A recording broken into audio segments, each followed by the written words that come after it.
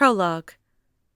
Suffocating, Aloria felt like she was a prisoner, trapped in a life that she loathed, a life that she was growing increasingly bored with, one that came with rules, duties, and obligations that made a free spirit like her feel chained down.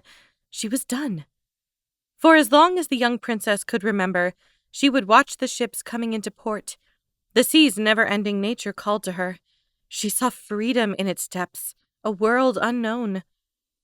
Perched on the thick stone windowsill of her turret window, she would watch ships come and go for hours on end, wondering what it would be like to see lands far from her own. That was something forbidden for a sheltered princess that was doomed to a life of stone castles.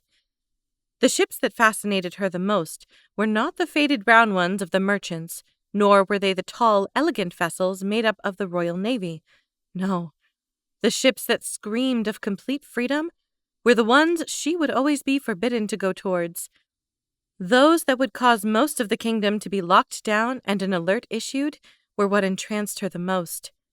The pirate ships. Pirates would always sail into port in the dark of night under the moon's bright light. Aloria would open her window as far as she could, leaning out to let her fiery red hair blow in the wind as she watched them pull into port. The ship that fascinated her the most was the elusive Poisoned Rose. Stories that frightened most about Captain Bran Doran captivated her. He sounded like a man free to explore the world and live by his own rules, a person whose life was the exact opposite of Aloria's, and she longed to meet him. She would willingly give herself over to crown and country, just so long as she could taste freedom first.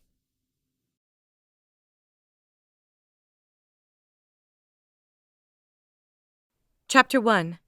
The Life of a Princess. Being a seaport kingdom, snow rarely fell. It had been more than 50 years since the last snowstorm.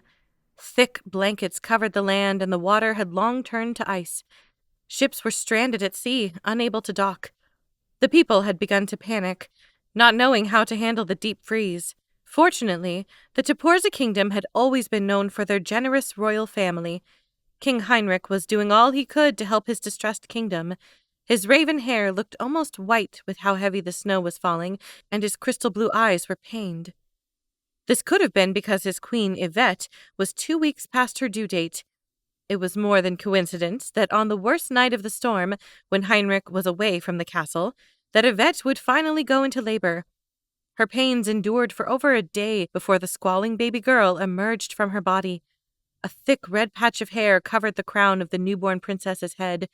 Once the storm settled and the kingdom thawed, the new princess was presented to court as Aloria Dina Rebecca, crown princess of Toporza. It became apparent rather quickly that Aloria was a free spirit, something her parents prayed she would grow out of when it was time to step into the role all princesses must. She gave the servants silver hair, always climbing the rafters to the highest tower. She took pride in running off several governesses.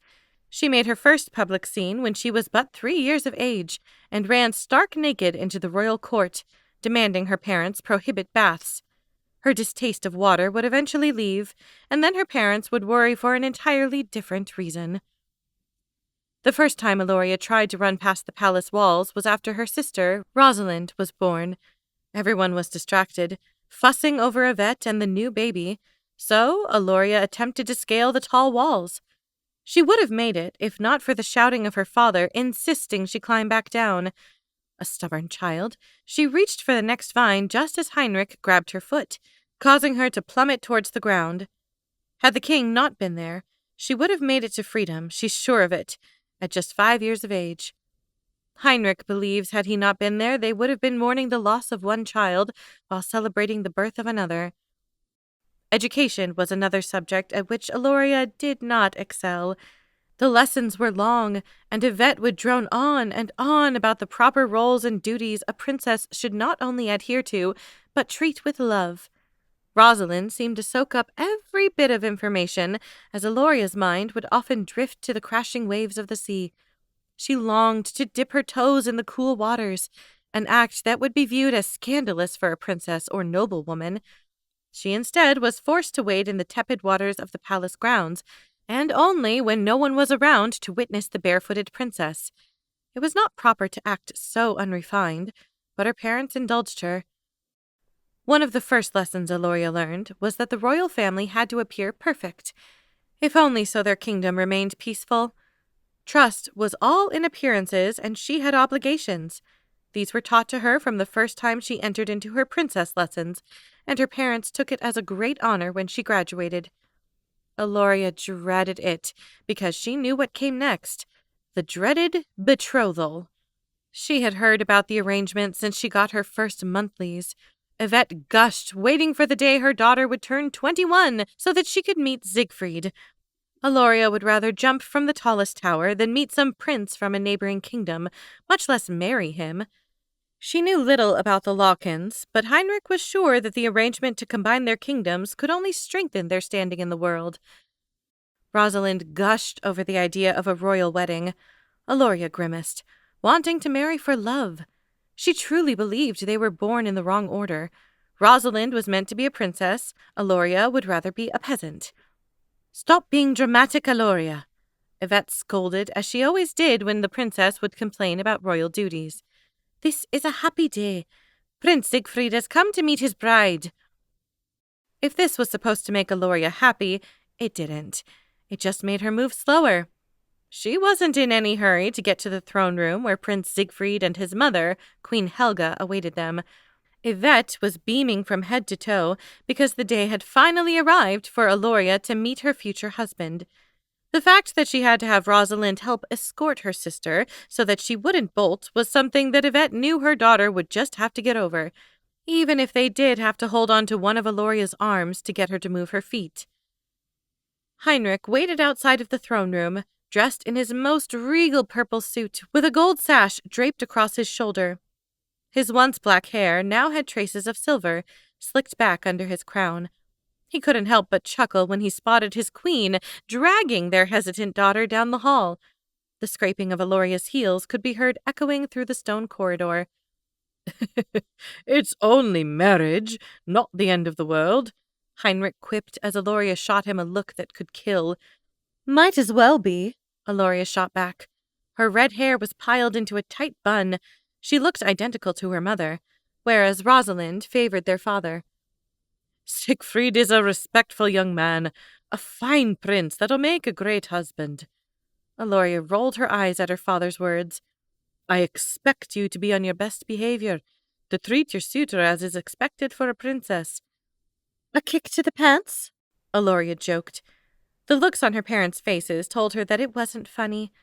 She looked back down the long corridor, the urge to bolt growing increasingly faster. "Aloria?" It was a final warning from Yvette as she stepped in front of her daughter, as if she could read her mind. Yvette turned Aloria to the large, ornate doors, nodding to a guard to make sure her headstrong daughter would walk through them, as she took her husband's arm and walked through them herself. Aloria looked down the hallway one more time, dread filling her stomach. "He might not be that bad," Rosalind offered with a small smile. "A wedding always brings people together." Aloria loved Rosalind, a girl that always tried to see the silver lining in every situation. Aloria considered running once more when she heard the trumpets and her name announced through the ornate doors. They opened slowly, and she once again had to swallow every urge, for duty called. She stepped out into the throne room to take her place beside her parents. She felt numb, barely even noticing when Rosalind came to sit beside her. Standing in front of them was a plump older woman with blonde hair and a rough face. If told Queen Helga had ever been beautiful, Aloria wouldn't have believed it, for it seemed the woman never even heard of having fun or smiling. Siegfried stared at his future bride. He looked thrilled to see her, though to Aloria, she thought he was funny-looking with his muscular frame and toad-like face. His lips were barely there.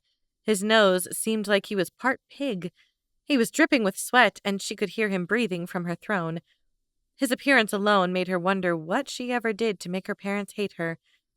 "Helga, we hope the trip was easy," Heinrich exclaimed as he got up to greet the Queen of the Lawkins. "It was brutal, Heinrich. Things have not been easy." Helga was one that got right to the point, Aloria noticed. We need this marriage to happen quickly. Since my Anton died, pirates keep pillaging our land. The mention of pirates made Aloria interested, something that did not go unnoticed by her mother. Yvette nudged her daughter, well aware of her fascination with the rogues. Yes, you explained this in your letter. The marriage between our children would give you access to all of our resources. It would tie our kingdoms together, protecting us both from any enemy, Heinrich reasoned, forcing Aloria's attention to him as she realized they were negotiating the terms of the marriage in front of her, as if she weren't present. They can be married at the end of the summer, yes? Helga asked. That soon? Yvette pondered the implications of what type of speculation that could cause amongst the people. The poisoned rose, Siegfried stammered, turning white as a ghost and searching the room as if the ship might suddenly appear. Helga quivered. Captain Brandoren is exiled from Teposa. He will be hanged if he enters here. King Heinrich's attempt at comforting them didn't work. Anton thought the same thing, but when the rose entered Lawkins, Helga squeaked as a tear slipped from her eye. They weren't very far behind us when we left, Siegfried offered. Heinrich and Yvette shared a look, conversing with their eyes until an agreement was reached without a single word having been spoken. If that is the case, we must align our kingdoms as soon as possible. For the safety of all, the wedding must be in 1 month's time, Heinrich announced. Helga made a sound of excitement. Siegfried, go meet your bride, she ordered. Siegfried stepped forward as Yvette forced Aloria to her feet. Siegfried grabbed the crown princess's hand, planting a kiss on it to seal the arrangement. Aloria had to fight hard not to throw up. She closed her eyes, counting until his slimy lips departed off her hand. The second Siegfried let go, she bolted from the room. Aloria! Yvette called after her, but the princess kept running until she reached her private quarters. Aloria leaned against the heavy wooden door. She sobbed as she ripped off her dress. She couldn't wait for her ladies-in-waiting to help. She had to get out of here. The dress felt like it was suffocating her, parts of it tied too tightly to rip. She ransacked her room until she found a small dagger in the drawer with her quill and parchment. She got to work slicing through the ribbons and seams until the emerald dress lay in pieces at her feet. Her corset followed until she was left in her undergarments. She looked in the mirror, her hair still pinned into a bun with the tiara on top. She flung the tiara across the room, ripping at her hair until her fiery locks fizzled around her head. She was brought out of her anger by a loud knock at her door. Go away! Aloria barked. Yvette entered anyway, looking a bit taken aback by her appearance.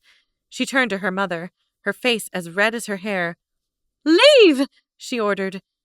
Yvette had never seen her daughter like this, ordering her about as if she forgot her mother was the queen. She did as she was asked, shutting the door behind her. Aloria was frantic, desperate to escape as she wandered onto her balcony. She spotted the stables in the distance, watching as the stable hands took the horses beyond the palace walls for some exercise.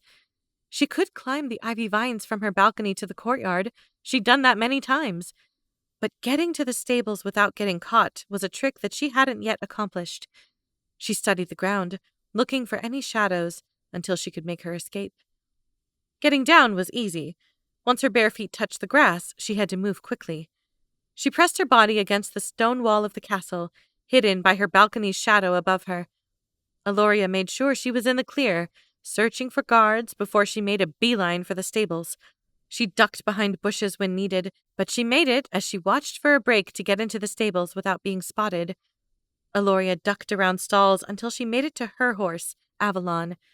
Avalon was a beautiful white mare, perfect for a princess and fast as lightning.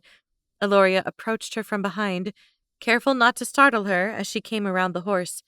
She embraced Avalon's neck, stroking her mane. Her bridle hadn't been taken off yet, which was lucky for Aloria as she grabbed a rein from the side of her horse's stable. She would have to ride her bareback. No time to saddle the horse before the stable hands would return with the other horses for the night.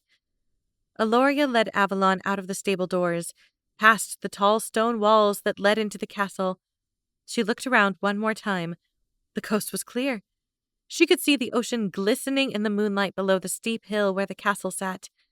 She mounted her horse and took off down the hillside, straight for the water.